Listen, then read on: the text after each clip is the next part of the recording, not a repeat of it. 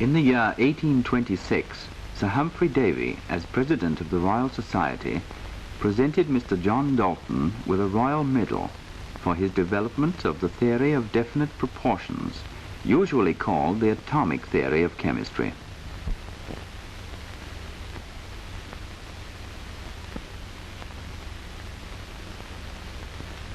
This presentation set an official seal upon the emergence as a scientific theory of an idea of matter which had existed for over 2,000 years as a belief, unsupported by experimental proof.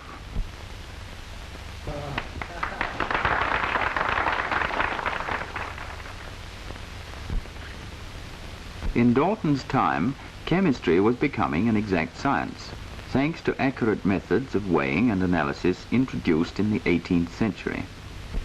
Dalton was able to work out fairly accurately the relative combining weights of many elements.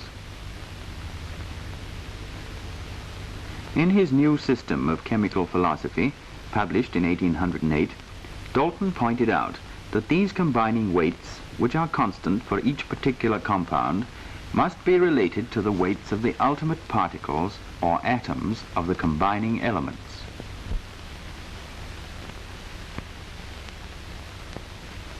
Thus the atomic theory was reborn. According to Dalton, matter is composed of small particles which cannot be split up any smaller. These particles he called atoms. Our diagrams illustrate his ideas, but not, of course, the real shapes of atoms.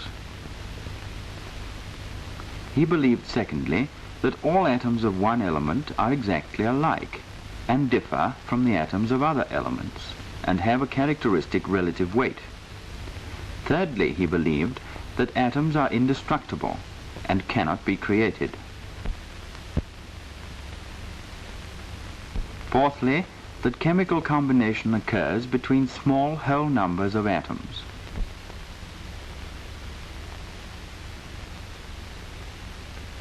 Such combinations of atoms are now called molecules. In any given compound, all molecules are alike. Dalton invented a system of symbols to represent the atoms of the different elements.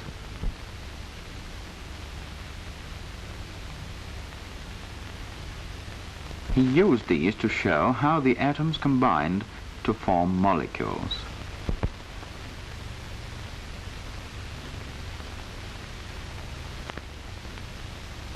Though some of his conclusions proved wrong, atomic theory was the foundation upon which the chemistry of the 19th century was built. Painstaking chemical analysis based on Dalton's theory and research arising out of Avogadro's hypothesis concerning molecules and gases enabled accurate atomic weights to be assigned to the elements.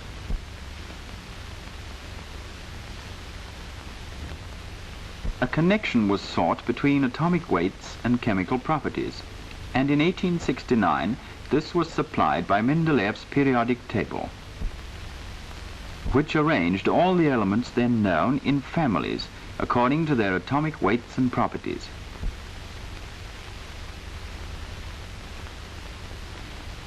Thus, the column headed by carbon contains a group of elements with mostly similar properties. The next column contains another group of similar elements, and so on. Now, from left to right, the elements are arranged in ascending order of atomic weight. The whole table fits together like a puzzle. The properties and place in the table of unknown elements were predicted, and the discoveries of later years proved the accuracy of these forecasts.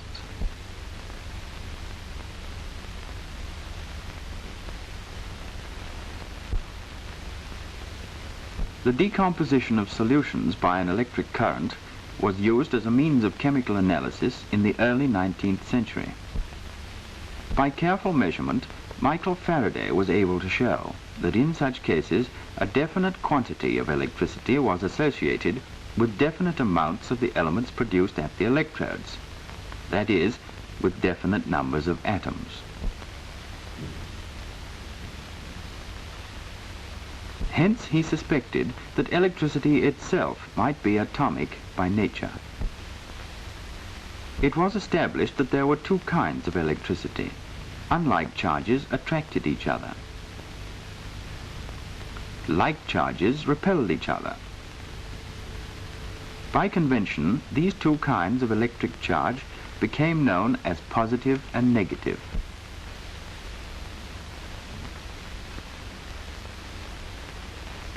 In a solution like common salt in water, the sodium chloride exists as ions or charged atoms of sodium and chlorine. When the solution is electrolyzed, the positive sodium ions travel towards the cathode and the negative chlorine ions to the anode. The work of many scientists on liquids and gases led to the theory that in all matter, molecules are in a state of perpetual motion. The botanist Robert Brown was the first to see in his microscope what is now called Brownian motion. This is the intricate motion imparted to fine particles in suspension in a liquid by the impact of molecules. One can imagine the tiny particles being pushed about by these ceaselessly active molecules. Each molecule is so small that 27 million are contained in 1 cc of gas at 0 degrees centigrade and normal pressure.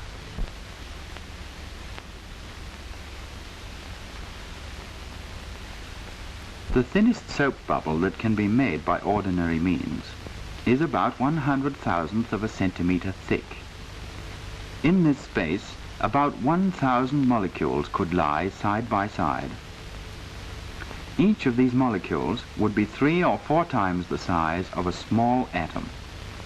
This much was known at the close of the 19th century, which Lord Rutherford sums up in these words. At the close of the 19th century, the labours of the chemist had resolved the matter of our material world into 80 or more distinct elements, and the atoms of these elements appeared to be permanent and indestructible by the forces then at our command.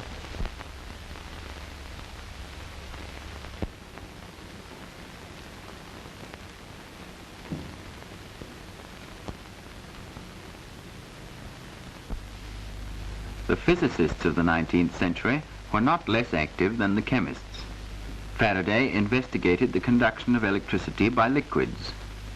Later scientists investigated the passage of electric currents through gases at low pressures with this kind of apparatus.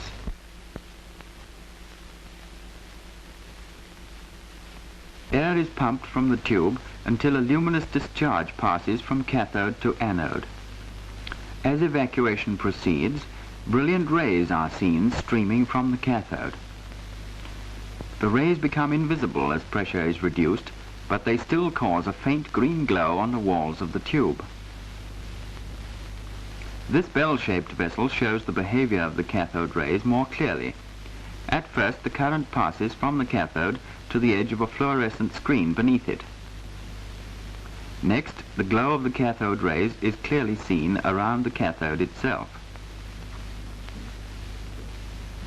As the pressure continues to fall, the rays will disappear, but their presence is revealed by a powerful green glow where they strike the fluorescent screen. These cathode rays can be made to cast a shadow of an object in their path. This proves that they travel in straight lines from the cathode. The rays are capable of transmitting energy. The little vanes in this tube are turned by energy supplied from the motion of the tiny particles rushing up from the glowing cathode beneath. It can be proved that the rays are negatively charged. A wire connected to a plate on which the rays fall will discharge a positively charged electroscope.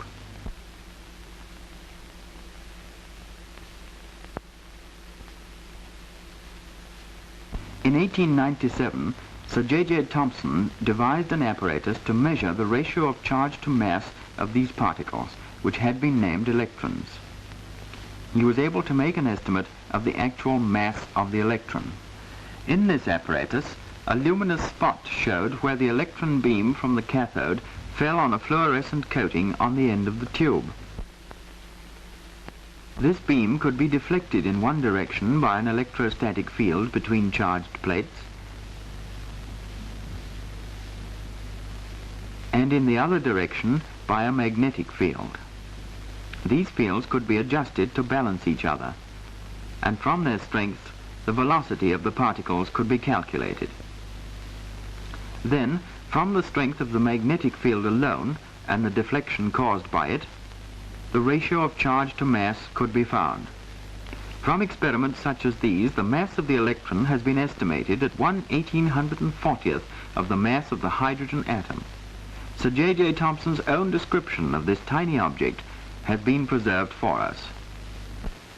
Could anything at first sight seem more impractical than a body which can only exist in vessels from which all but a minute fraction of the air has been extracted, which is so small that its mass is an insignificant fraction of the mass of an atom of hydrogen, which itself is so small that a crowd of these atoms, equal in number to the population of the whole world, would be too small to have been detected by any means then known to science. Thus the existence of a negatively charged subatomic particle, the electron, was established beyond all doubt. It was even found possible to photograph the track of an electron. This was done by an ingenious apparatus invented by Professor C.T.R. Wilson.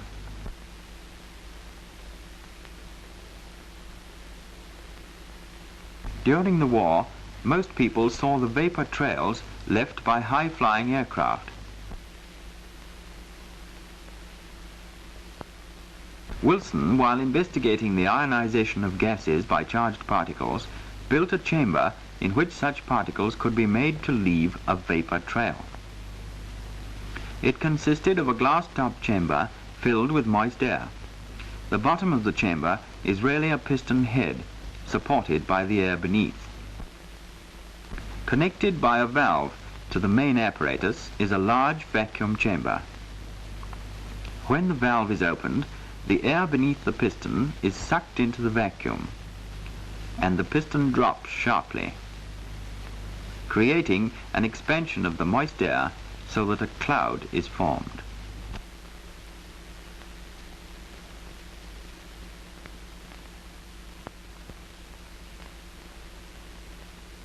Now a charged particle from a source of radiation entering the chamber will ionize the gas along its path. Because of the sudden expansion, drops of moisture will condense on the charged atoms or ions along the path of the radiation and leave a visible trail. This is photographed by a synchronized electric flash.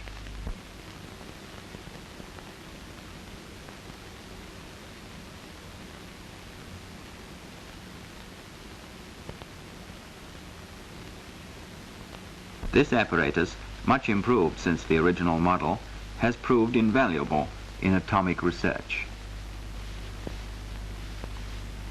Today, the electron is a commonplace. Any metal raised to red heat gives off electrons. The stream of electrons from this hot filament can discharge an electroscope. This is made use of in the radio valve, where the electrons from the hot filament can be used to send and detect signals broadcast over long distances. On this radar screen, electrons act as the eyes of a ship as it makes its way down the crowded river to the sea. And on the television screen, electrons paint pictures for our amusement. The electron owes its practical utility to its smallness. It might, to parody Shakespeare, say, "My use is great because I am so small." The discovery of electrons raised big problems. Ordinary matter is neutral. For instance, it has no effect on an electroscope. Yet the cathode in this discharge tube can give off negative particles much smaller than atoms, which can turn the disc beneath. Some sort of electrical equilibrium has been upset by this emission of negative electrons from neutral matter. Surely positively charged particles must have been left behind. Investigation of the so-called canal rays, first discovered by Goldstein in 1886, proved that this conjecture was true. If a series of small slits be pierced in the cathode of a gas-filled tube, a luminous ray can be seen streaming in the opposite direction to the cathode rays. These rays were subsequently found to be positively charged. Sir J.J. Thomson used this discovery to build an apparatus in which the mass of the rays could be measured. A fine beam of positive rays was directed onto a photographic plate.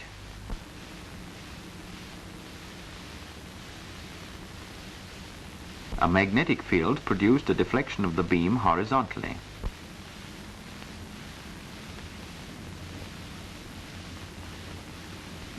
Similarly, an electrostatic field produced a vertical deflection. In both cases, the different velocities of individual particles produced a line instead of a spot. If both fields were applied simultaneously, the particles fell on the plate in a parabola.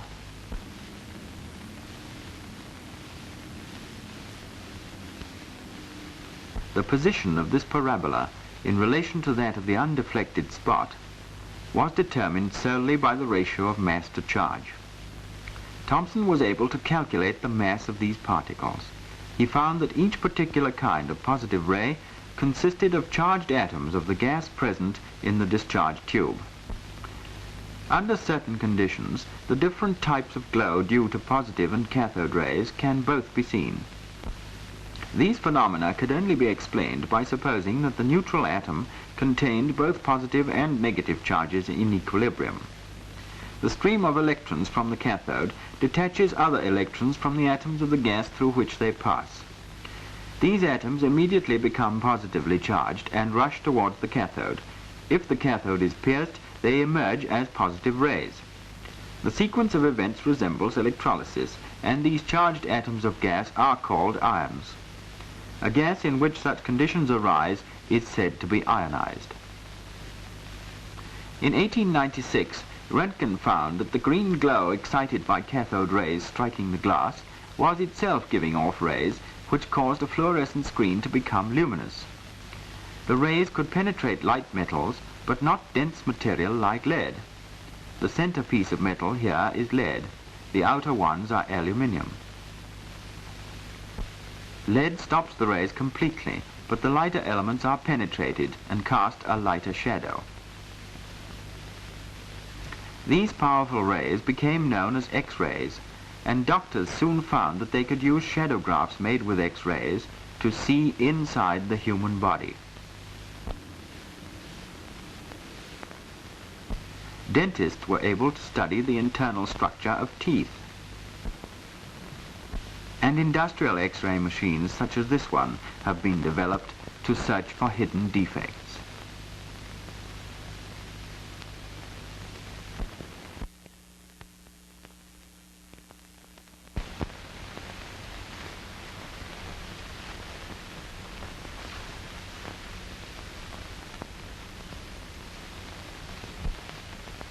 But in 1896, inquiry turned to the fluorescence produced by X-rays in certain minerals. The French scientist Becquerel investigated whether fluorescent substances could in turn give off X-rays. He placed a metal medallion on top of an unexposed photographic plate still wrapped in black paper. Next he shook onto black paper a quantity of a fluorescent salt of uranium and placed it over the medallion.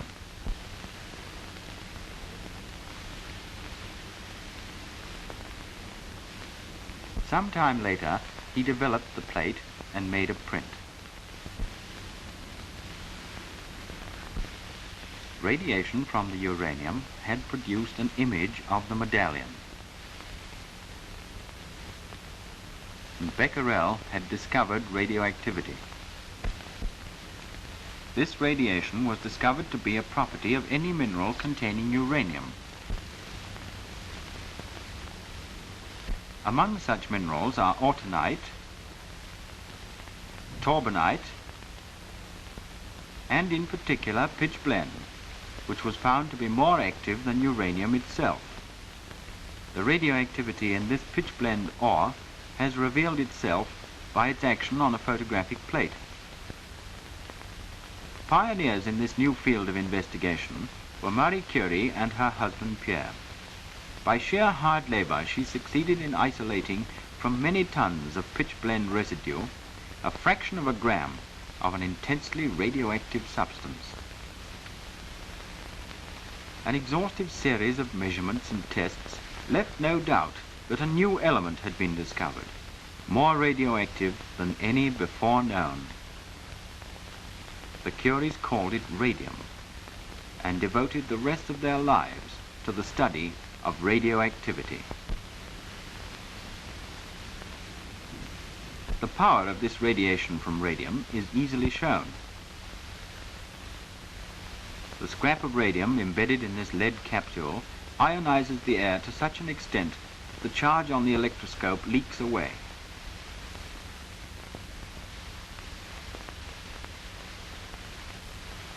The complex nature of this radiation from radioactive substances was revealed by recording on a photographic plate its behavior in a magnetic field. A fairly weak magnetic field produced a deflection of light charged particles called beta rays. A very strong field caused further deflection of the beta rays, and in the opposite direction a deflection of heavier charged particles, the so-called alpha rays. There remained a penetrating radiation unaffected by the magnetic field, the gamma rays. By 1902, the alpha ray was known to be a type of positive ray, the beta ray to consist of electrons, and the gamma rays to be electromagnetic waves, similar to X-rays.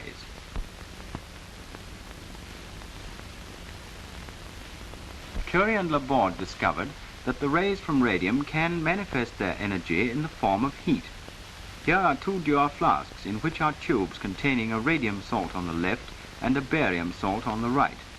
The barium flask also contains a coil of known resistance, which can be used to raise the temperature in the flask. Both flasks have thermometers. At the start of the experiment, the left-hand thermometer shows a higher reading owing to the heat from the radium.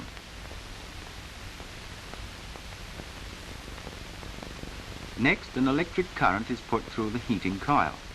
The heat from the radium is calculated from the amount of electricity used to raise the barium to the same temperature as the radium.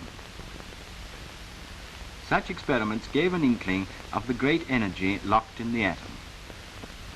3 years after the discovery of radioactivity by Becquerel, Rutherford enclosed a radioactive gas called radon in a thin-walled glass tube, which was surrounded by an outer tube from which all the air had been exhausted. The alpha rays coming from the gas penetrated the thin glass and collected in the outer tube.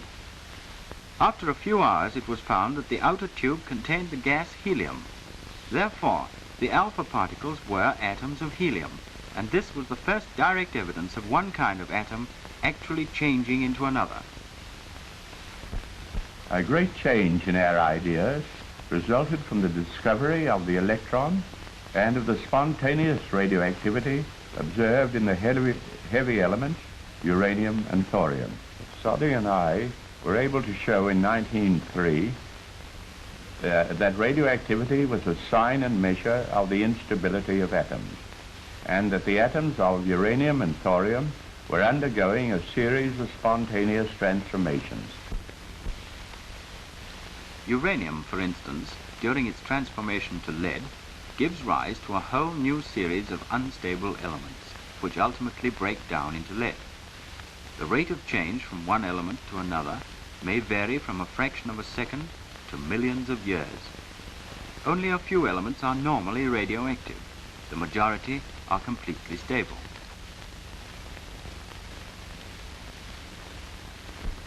The next problem was to examine whether means could be found to break up the stable elements by artificial methods. Before this could be attempted with any chance of success, it was necessary to have a clearer conception of the structure of atoms. The idea of the nuclear structure of atoms, which I suggested in 1911, has proved very useful for this purpose. Experimental evidence supported Rutherford's idea. Alpha particles from a radioactive source, if limited by a thin slit, will throw its image sharply on a fluorescent screen. A sheet of gold foil placed in the path of the rays causes a blurred image of the slit owing to the scattering of alpha particles by the heavy atoms of gold. Geiger and Marsden investigated the nature and extent of this scattering. In the apparatus first used, the source and scattering foil were stationary inside an evacuated metal box, while the fluorescent screen with a microscope attached was free to move on a graduated circular platform. Scattering of alpha particles continued to be observed as the screen and eyepiece rotated through an increasingly large angle.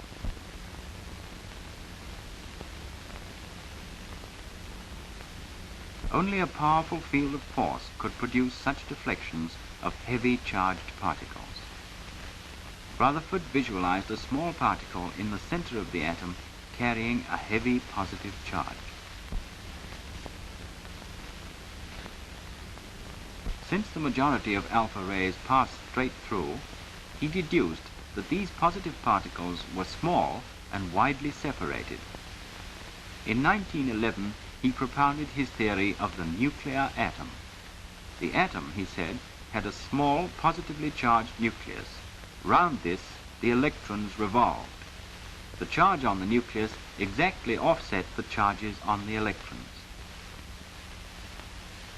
The Danish physicist Niels Bohr developed Rutherford's theory. Here are some models of the elaborate orbits for planetary electrons which Bohr and others worked out by using the quantum theory and certain bold assumptions of their own.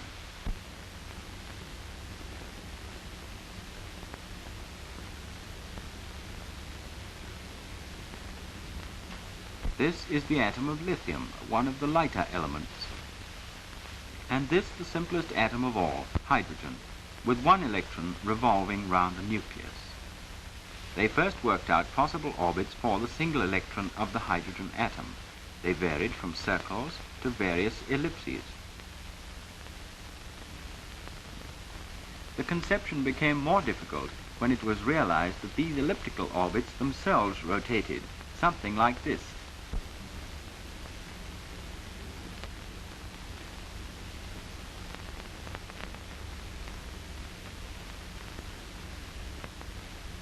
The structure of the atom increases in complexity as we pass from the simple hydrogen atom to helium with its 2 electrons in the same ring or shell, lithium with a 3rd electron in an outer shell, beryllium with 4 electrons, and so on. Wilson's cloud chamber provided experimental proof of the nuclear atom theory. Here are the tracks of alpha particles at the moment of formation. Each of these tracks marks the path of a single alpha particle, a helium atom stripped of its electrons.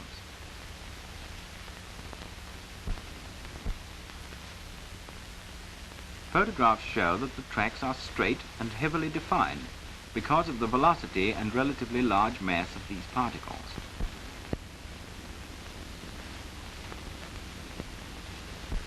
Yet some alpha tracks showed abrupt kinks caused by some force powerful enough to deflect the heavy alpha particle. These kinks show where an atomic nucleus has deflected the alpha particle. Other photographs showed tracks ending with little forks. It was realized that these were made by particles after direct hits had been scored on atomic nuclei. Billiard balls can be used to illustrate a collision between particles of roughly the same mass. The white ball represents an atomic nucleus, the black an alpha particle. When the black ball strikes the white, both are deflected and branch off on different tracks.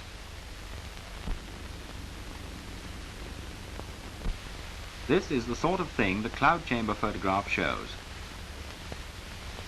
The existence of the atomic nucleus having been proved, the next thing was to find out the magnitude of the charge on it.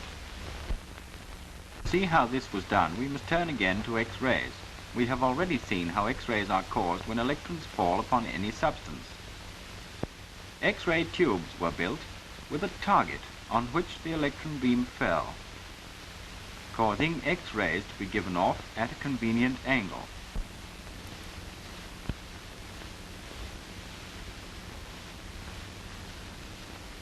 About 1912, it was found that X-rays could be diffracted by a crystal, just as light is diffracted by a ruled grating. H.G. Moseley used this discovery to build an apparatus to obtain X-ray spectra of different elements. The electron beam was directed downwards from the cathode onto the target, carried on a little trolley beneath. X-rays were given off from the target. A crystal enclosed in a vacuum chamber was so arranged that the X-rays passing through a slit struck the face of the crystal. From the crystal face, an X-ray spectrum was thrown onto the photographic plate. Moseley found that each element used as a target gave off radiation, which included an X-ray of a characteristic wavelength. The X-ray spectra showed that this characteristic wavelength increased smoothly throughout the periodic system according to a simple law. The wavelength could be specified by a number, Q, which increased by 1 each time he passed from one element to the next. The elements had already been arranged in a table according to their increasing chemical mass. Moseley related his Q numbers to these atomic numbers. He deduced that there was in the atom a fundamental quantity which increased by regular steps from one element to the next, and that this quantity could only be the charge on the positive nucleus. Thus, the number of each element in the table, the atomic number as it is called, acquired a new significance. It indicated the positive charge on the nucleus of an atom, equal, though opposite in sign, to the number of orbital electrons in the particular atom. Of all atoms, hydrogen has the simplest structure, a nucleus and one electron. This nucleus, with its single positive charge, was christened by Lord Rutherford the proton. At this time, Rutherford was investigating the possibility of actually transforming atoms. It became clear that to effect a veritable transformation of an atom, it was necessary to change the charge or mass of a nucleus, or both together. Now, the minute nuclei of atoms are held together by powerful forces, and to effect their disintegration, it seemed likely that a very concentrated source of energy must be applied to the individual atom. The bombardment of the nuclei by the energetic alpha particles from radium appeared to be the most promising method for such a purpose. In 1919, Rutherford found that nitrogen nuclei could be transformed by bombarding them with swift alpha particles, and that protons were ejected at high speed as a result. In effect, he added together helium and nitrogen and changed them into oxygen and hydrogen. This was transmutation, the dream of the alchemists, to which the nuclear theory had at last given substance. Most significant of all, there could be no doubt that the proton, the hydrogen nucleus, was a fundamental particle in all atoms, the positive counterpart of the negative electron. How was the atom built up from these atomic bricks? Let us go back to our table of the elements. The atomic numbers represent the charge on the nucleus and also number the elements according to their increasing atomic weight. Now consider these atomic weights. 1 for hydrogen, 4 for helium, 7 for lithium, and so on. Our figures are approximations to the nearest whole number, but they show that in most cases atomic weights are at least twice as great as the atomic number. How could this difference between mass and charge be accounted for? Consider the atom of one element, say lithium. It has 3 electrons circling round a nucleus. This nucleus, we know, must have a positive charge of 3. So we put 3 protons in the nucleus. Each has a charge of 1 and a mass of 1. But the atomic weight of lithium is 7 approximately.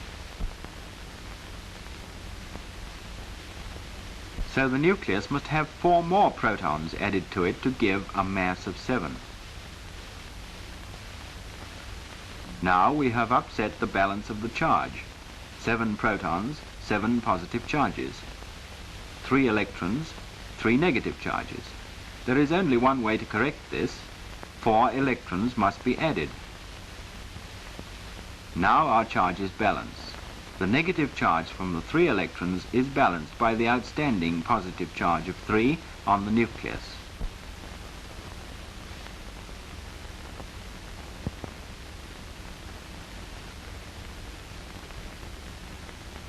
Such was the theory.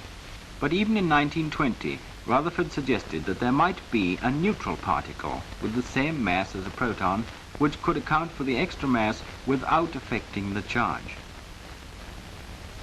Ultimately, this proved to be another instance of his amazing insight. But in the years between, the drive to penetrate the secrets of the nucleus continued unabated.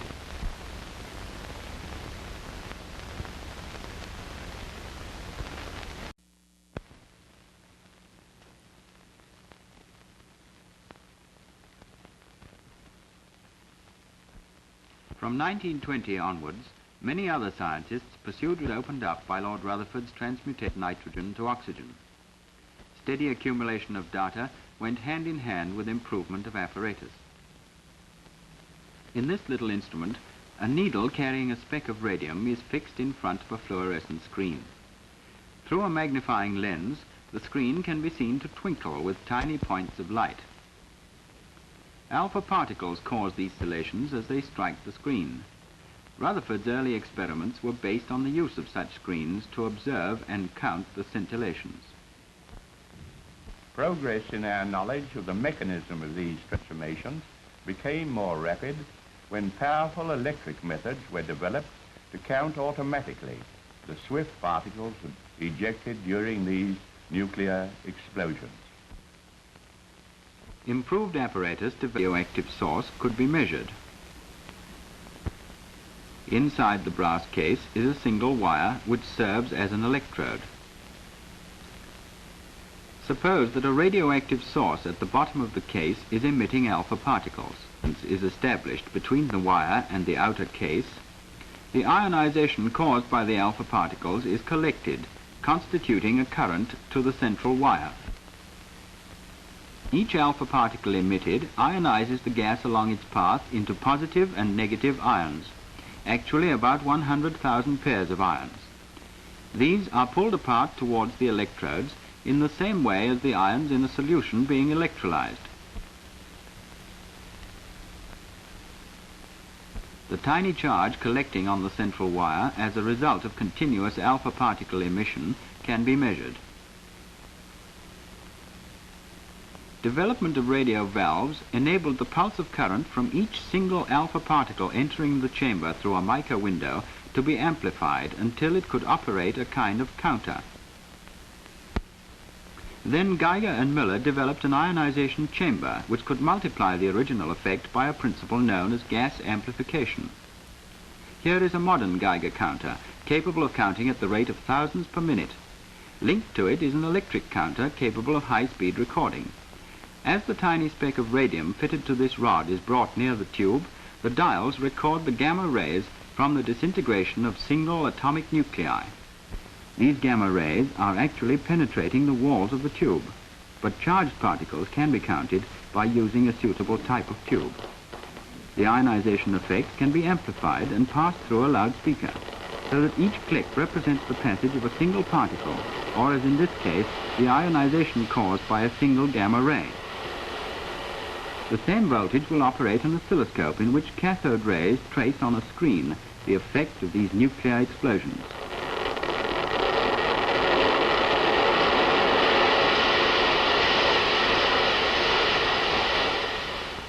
Such sensitive apparatus, atomic disintegration and studied, and accurate measurements obtained.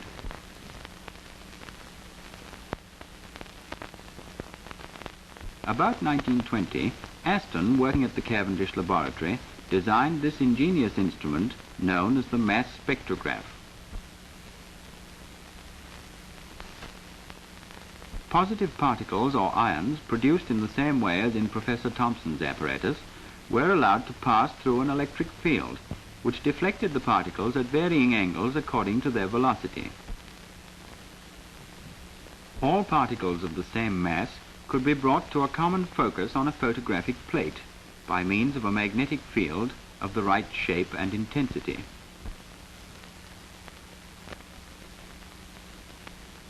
In effect, Aston could weigh atomic nuclei very accurately. Work done with this apparatus showed that most of the elements accepted as indivisible by the chemist were actually mixtures of two or more substances of different atomic weights. The atomic weights of the elements had been very accurately determined by many chemists. Very few of them could be expressed as complete whole numbers. Aston showed that chlorine, for instance, with its atomic weight of 35.5, is in reality a mixture in a definite proportion of two forms of the same element, one with an atomic weight of 35 and one with an atomic weight of 37. Such different forms of the same element were called isotopes, and subsequent research has shown that the number of elements of which isotopes exist is very large indeed. Little by little, hundreds of experiments all over the world built up the store of knowledge about atomic nuclei. As time went by, experimental evidence and theory both emphasized the increasing probability that there did exist in the nucleus an uncharged particle of about the same mass as a proton. In 1930, Botha and Becker in Germany announced that they had noted what seemed to be an unusually penetrating gamma radiation produced by allowing alpha particles from polonium to bombard beryllium. The radioactive polonium gave off alpha particles which struck the beryllium. Radiation of some kind from the excited beryllium gave a high reading in the detector.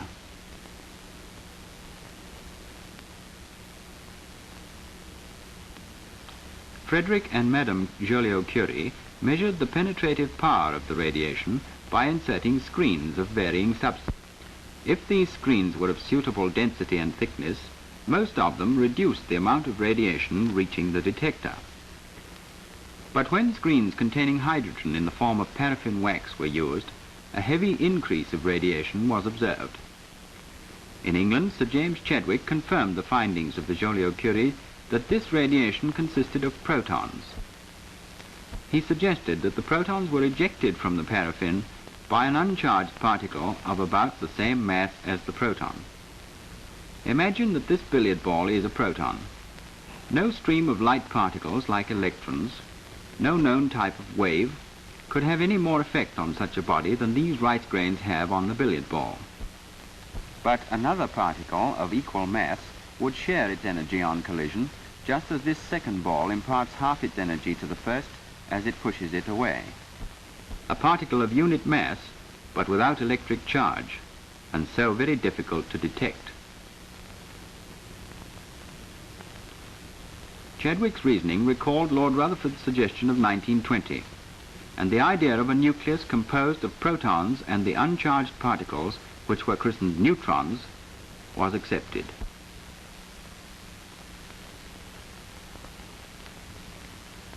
The field of force around the nucleus acts as a barrier against the penetrative power of charged particles. Neutrons, however, being uncharged, can penetrate these barriers and strike the nucleus. The majority of nuclei are much heavier than the neutron. If collision occurs, the neutron simply glances off and continues with a slight loss of speed.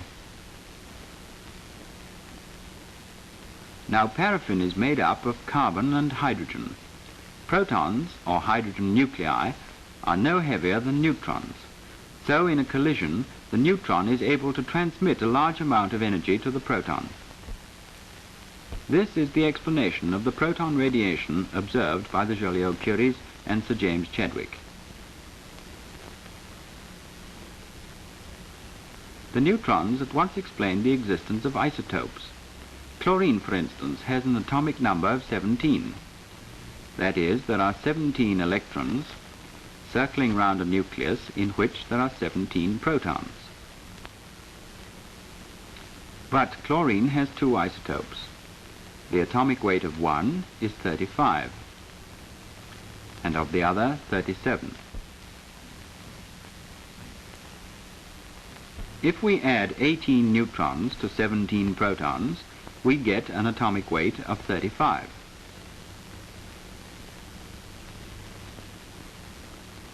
And in the 37 isotope, we have to add 20 neutrons to get the correct atomic weight.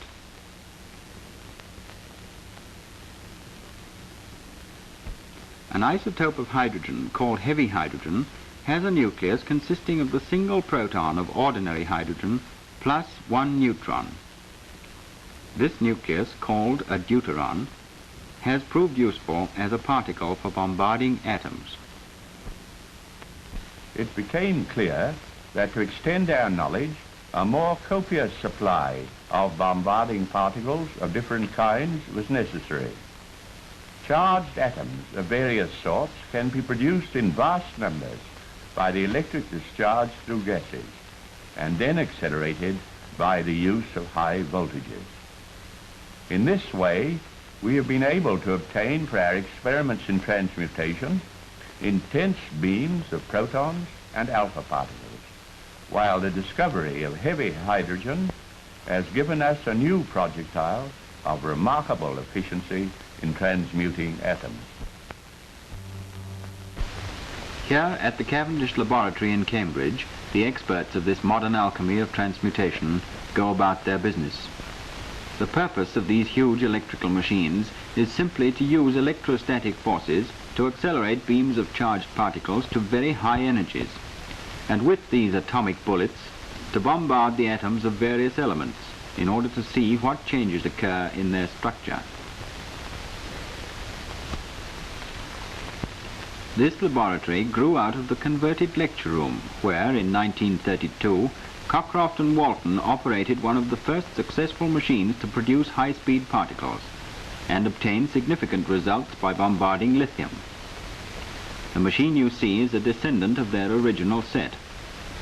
Ions are produced inside the large mushroom-shaped insulator and are accelerated down the rearmost tower. The bombarding tube continues down into the room beneath, where the stream of charged particles can be bent by a powerful magnetic field and directed towards a target.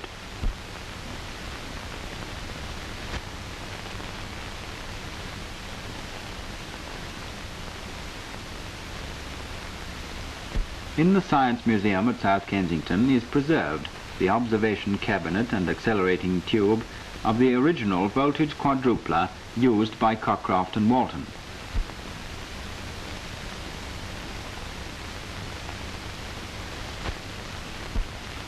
Three cylindrical metal electrodes are arranged vertically inside a glass tube where a high vacuum exists. Protons emerged from a narrow positive ray canal at the top of the tube. As the protons descended, they passed through intense electrical fields by which they were accelerated and sharply focused. At the bottom of the tube, they struck the element set up as the target for bombardment.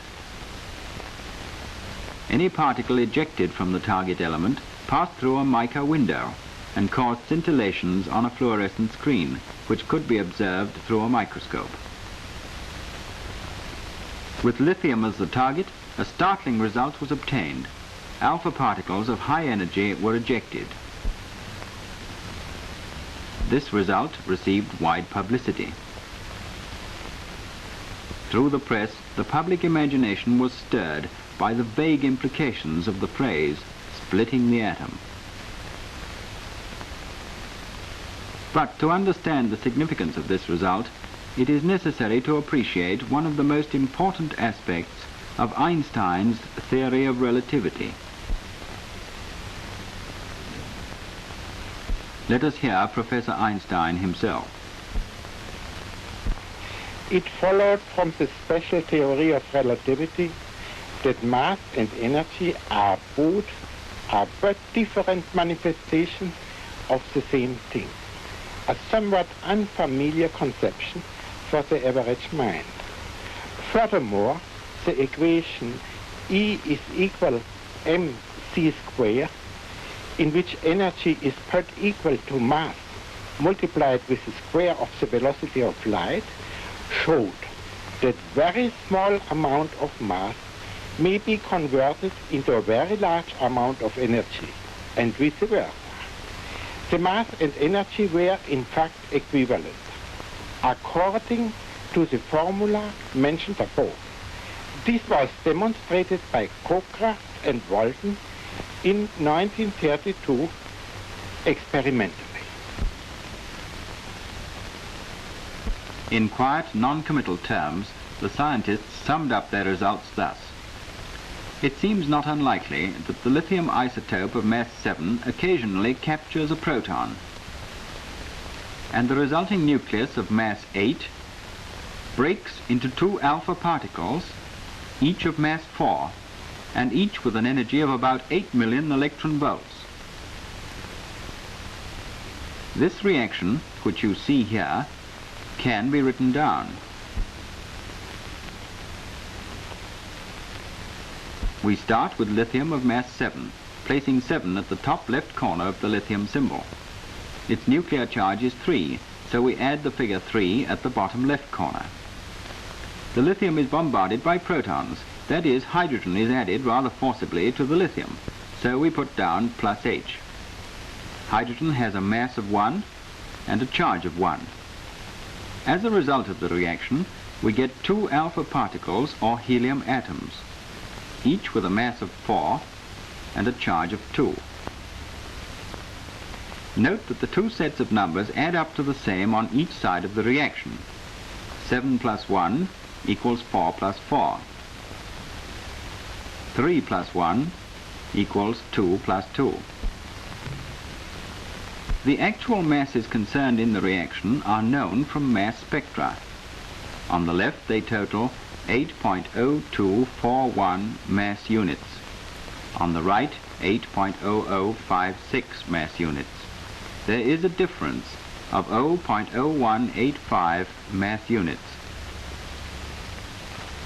Measured in grams, this amounts to 3.07 times 10 to the minus 26. It is this amount of mass which has been converted into the energy released in the reaction.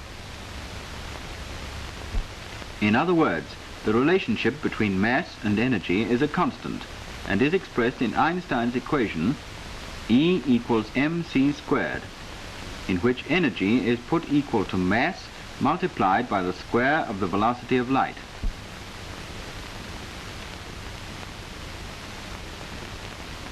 So, to find the energy released, we substitute for m the amount 3.07 times 10 to the minus 26. And for c squared, we substitute 3 times 10 to the 10th all squared, which is the square of the speed of light in centimeters per second. Thus, the energy released, expressed in ergs, is the product of these values, namely 27.6 times 10 to the minus 6. Now the energy of each alpha particle released in the reaction can be directly calculated. It is 8.5 million electron volts. Or, more conveniently, 8.5 MeV. Thus, in our equation, we get E equals the sum of these energies, that is, 17 million electron volts. Measured in ergs, this becomes 27.2 times 10 to the minus 6. Thus, one calculation gives 27.2 times 10 to the minus 6, and the other 27.6 times 10 to the minus 6. A sufficiently close approximation to show that Cockcroft and Walton were correct, and that great energy can be released by splitting the atom. Man had set his foot firmly on the road towards the unlocking of great knowledge and power. All over the world, atomic physicists sought machines of higher and higher voltage with which to reach a goal that was still hidden. This machine is known as a synchrotron. In it, electrons are whirled round at fantastic speeds by new methods of using small high-frequency currents combined with powerful magnetic fields. High-speed electrons cause gamma radiation, which is betrayed by this sensitive detector. Even a thick screen is easily penetrated by this radiation. Energies as high as 8 million electron volts can be obtained on this machine. And in the United States, electrons of 100 million electron volts have already been produced. Giant synchrotrons are now being built to accelerate positive ions. Hidden behind thick concrete barriers to absorb the dangerous gamma radiation is this latest type of linear electron accelerator, in which electrons pass through a series of alternating magnetic fields arranged in line along a corrugated tube known as a waveguide. Eventually, this machine will hurl electrons at its target with an energy of 5 million electron volts. Older in conception, but impressive in size and shape, is this electrostatic generator, designed to accelerate positive particles such as protons and neutrons. And this is one of the newest Van de Graaff machines to be built in England. These are so called after the American scientist who first designed them. Electric charge is sprayed onto a moving belt inside this tower and carried to the top of the accelerating tube, where the high potential thus generated is used to drive the particles down towards the target at great speed. When in operation, the machine is enclosed in a high-pressure casing, which permits a potential of 2 million volts to be built up. Most impressive of all in their suggestion of a Wellesian world are these 1 million and 2 million volt generators in the Cavendish laboratory at Cambridge.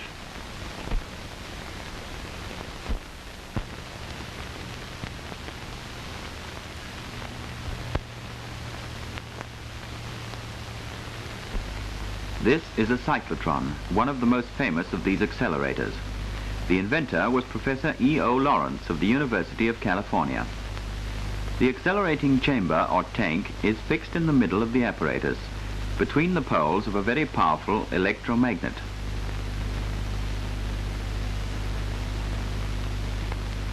The principle is ingenious. The tank, which is completely evacuated, contains two hollow D-shaped electrodes to which a high-frequency alternating current is fed. Minute quantities of the gas which is to provide the ions are admitted. The ions are produced in the center of the tank by electrons from the small arc or filament.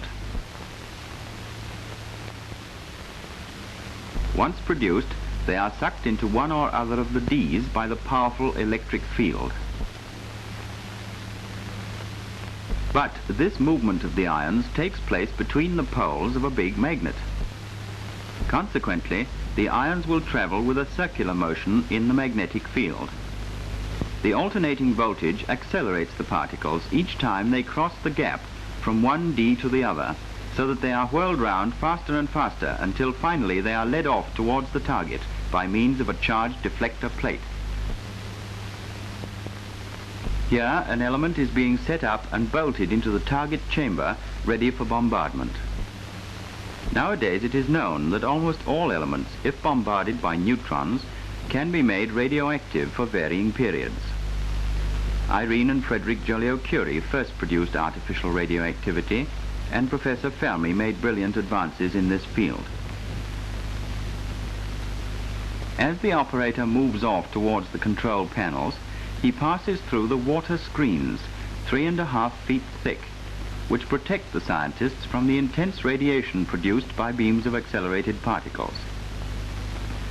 Now he begins to switch on the complicated high-frequency installation which feeds current to the Ds.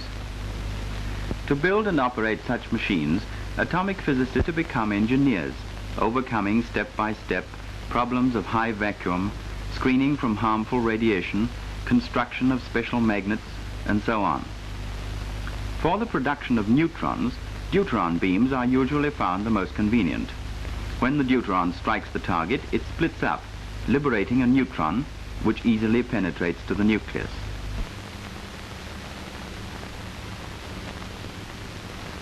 At last, the full power begins to flow. Through the observation window can be seen the arc in the center of the tank, and round it the pulsation of the accelerating particles.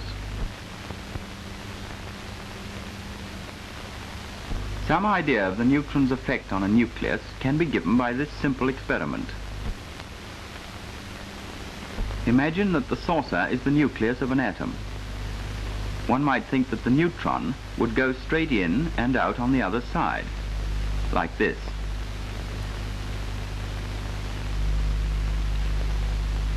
Now let us fill the saucer with marbles to represent the particles in the nucleus. If we let the neutron marble roll down into the nucleus, it will jostle the others but remain in the saucer. The nucleus has captured a neutron. It becomes unstable and gives off its excess energy as beta and gamma radiation. If the neutron marble enters the saucer with a somewhat greater energy, one or more marbles will be knocked out. Thus, neutron capture can eject particles from the nucleus and cause disintegration. Outside the laboratories, the world was disturbed by the strident voices of evil men and the ever louder rumble of approaching war. But in 1939, atomic scientists made a fateful discovery. Professor Frisch, now at work in England, was closely concerned in this. Early in 1939, Professor Hahn and Dr. Strassmann in Germany found that uranium, bombarded by neutrons, gave rise to what appeared to be an isotope of barium, only about half the atomic weight of uranium. Professor Lise Meitner, who had previously worked with Hahn and Strassmann, was by then in Sweden. It was he who told me of their puzzling discovery, and together we considered the possibility that the uranium nucleus sometimes broke into two halves.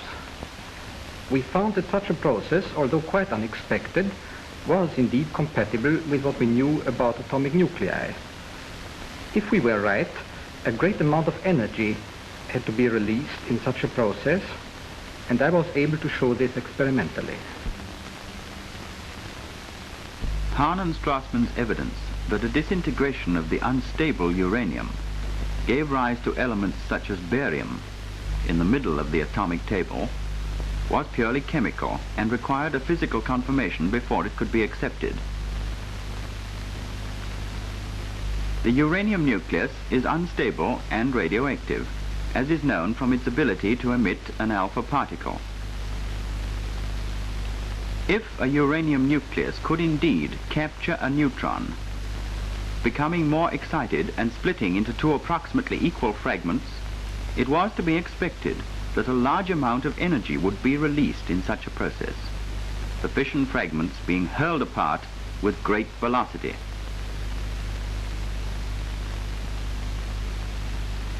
Professor Frisch obtained confirmation that this was so in an experiment essentially similar to the one shown here.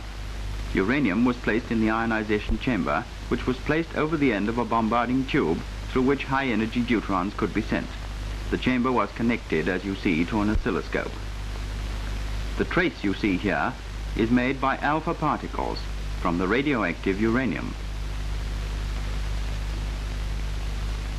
Now the high-tension set is switched on, and the uranium is bombarded by neutrons.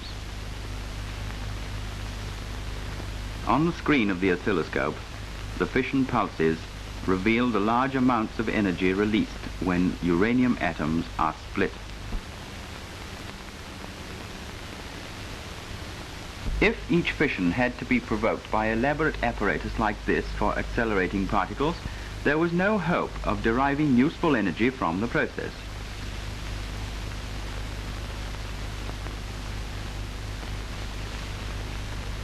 But each fission was found to be accompanied by the release of a few neutrons. One neutron had been used to provoke the fission. The fission itself produces more than one neutron, and is thus itself capable of provoking more than one fission, and so on. There is thus the possibility of a self-sustaining chain reaction. The reaction can begin without any neutrons being supplied from outside, since a few fissions are always taking place spontaneously. These would supply the fused neutrons.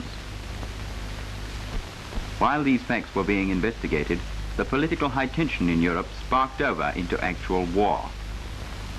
Years of aggression had at last forced the Western democracies to challenge the attempt at fascist domination of the world.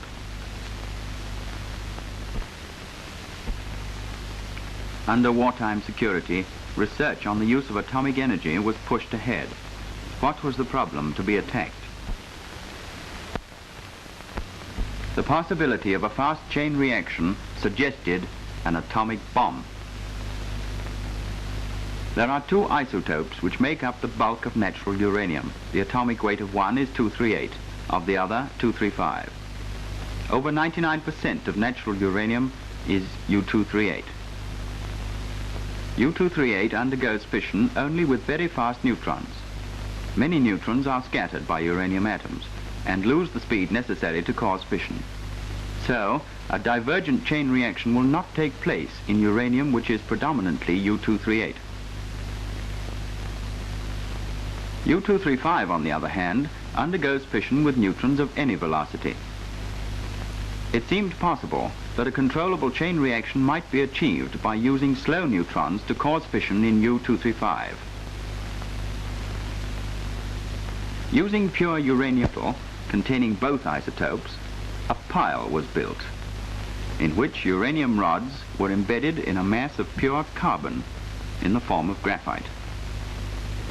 Neutrons produced in the uranium were slowed down by collisions with the light atoms of the carbon, the moderator as it is called, giving them a chance to cause fission in U-235. A slow, controlled chain reaction was achieved on December the 2nd, 1942.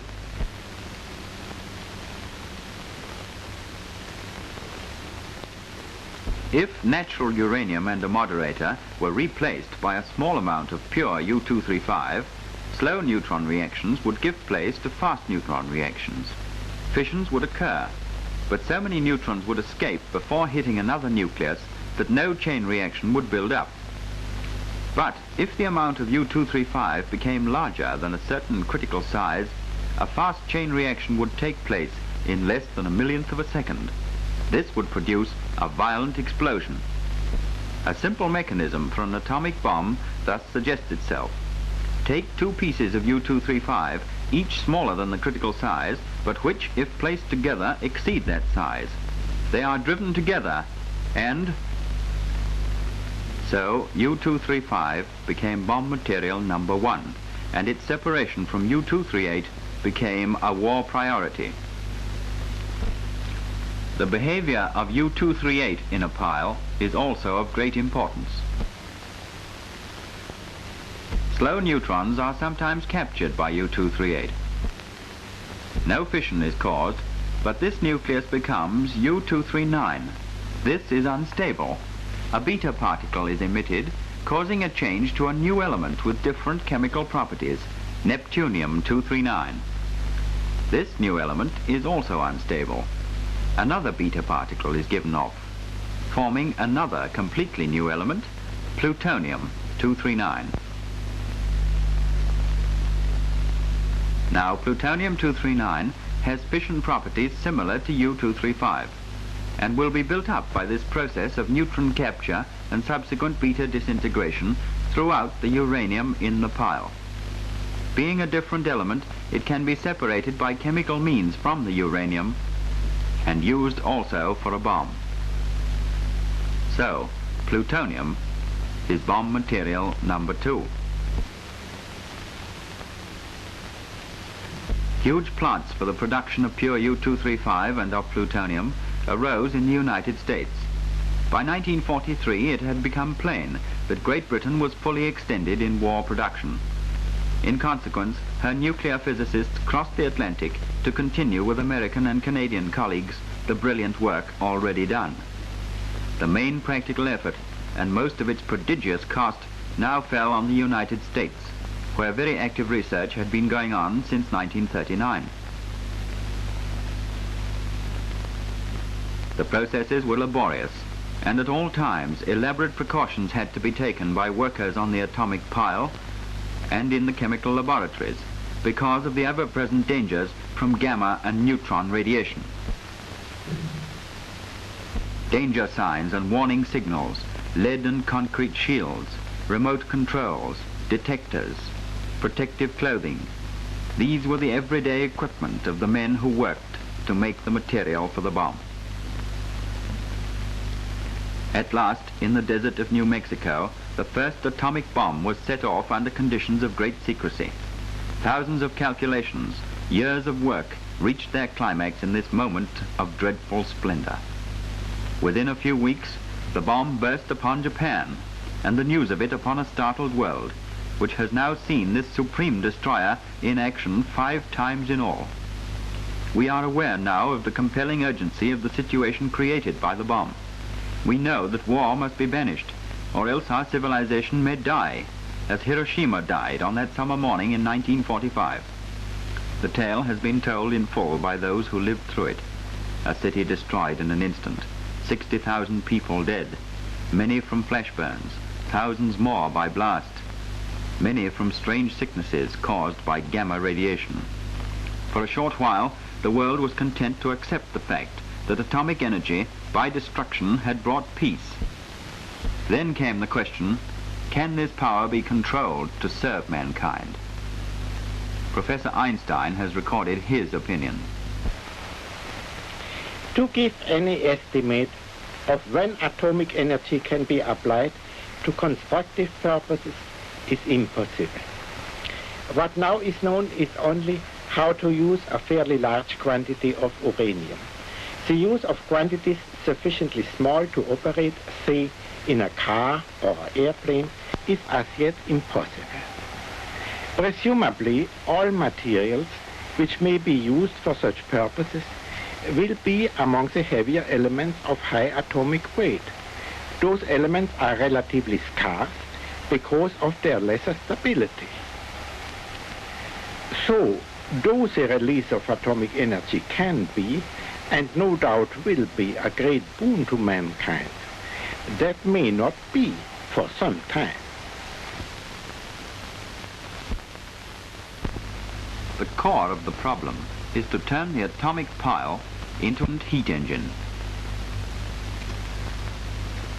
The release of energy in a pile results in the generation of heat. If the reaction is allowed to run fairly fast, a cooling system is necessary to absorb the heat.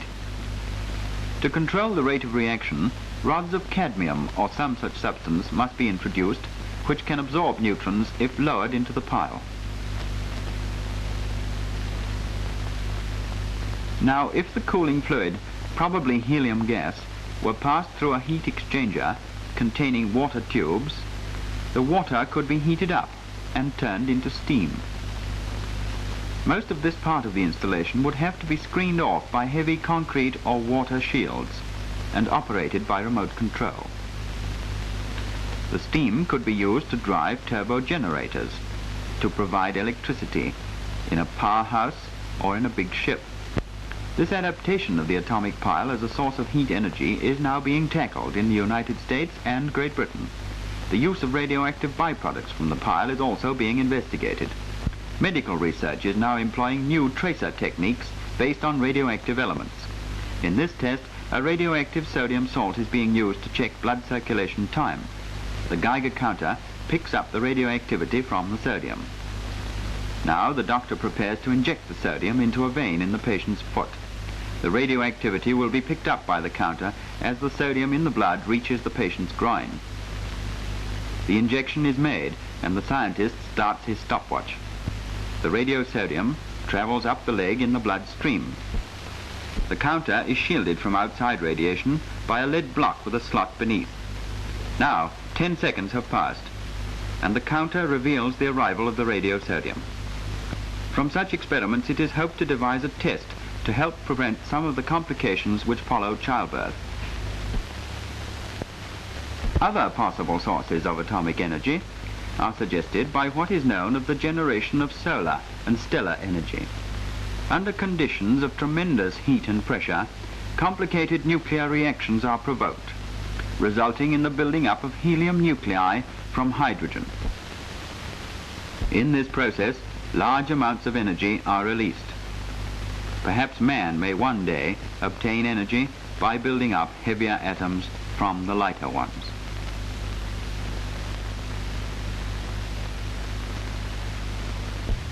Meanwhile, the representatives of the United Nations in conference strive for some formula to banish the atomic bomb and to permit the blessings of atomic energy to be used for peaceful ends.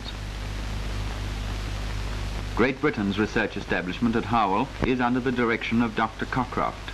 You have seen the story of a remarkable scientific achievement based on the work of scientists of many nations, but owing most of all to the work of Rutherford and the School of Nuclear Physics which he developed.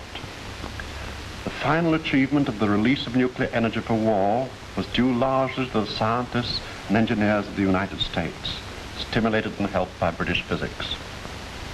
We have now the task of using the immense power of nuclear energy for peaceful purposes, for the production of radioactive materials, for medical and biological research, and for the generation of heat and power. With our present knowledge, it is possible to design nuclear power stations which will produce power at a moderate efficiency. Until we acquire operating experience of these plants, we do not know how economical they will be, nor are we sure of overcoming all the technical difficulties which will occur in a large-scale development of nuclear power. Nevertheless, there is a real promise that over the next few decades, world power resources can be greatly increased, and that the very great benefits to be obtained will do much to increase standards of living. It is a hope of every scientist that nuclear energy will lead to the establishment of a world organization for the effective control of all weapons of mass destruction, and through this to the abolition of war. From Dalton's theory to atomic power. It is a long road, but the landmarks are clear. With the atomic theory as a basis, a pretty complete picture of the elements of our material world was fitted together during the 19th century. The discovery of electrons, the realization of the nature of positive rays, the strange powers of X-rays revolutionized conception of the nature of matter and of the atom itself. The study of radioactivity, first investigated by Becquerel and then by the Curies, led Lord Rutherford to make the greatest single advance in atomic theory. He pictured a small heavy nucleus in the atom round which the electrons revolved. In 1919, Rutherford discovered how to change one element to another by bombardment with alpha particles. He suggested that the nucleus of the atom might contain protons and uncharged particles of about the same mass.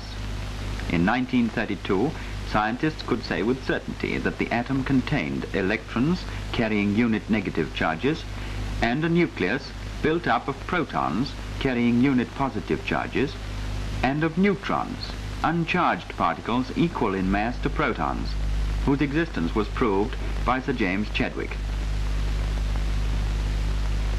In 1932 also, Cockcroft and Walton split the lithium atom by bombardment with protons and found that mass could actually be translated into energy in perfect accord with Einstein's theory.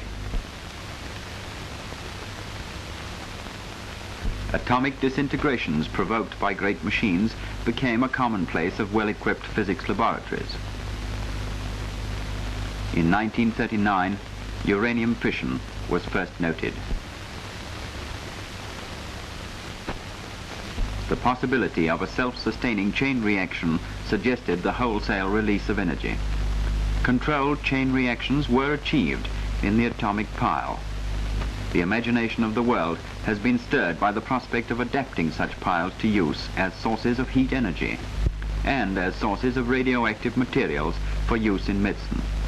In research laboratories, the scientists are even now writing fresh pages in this unfinished story. But overall, the smoke of the atomic bomb hangs like a pall. If we are to reach the future that promises so bravely, the peoples of the world must see that this new power is wisely used.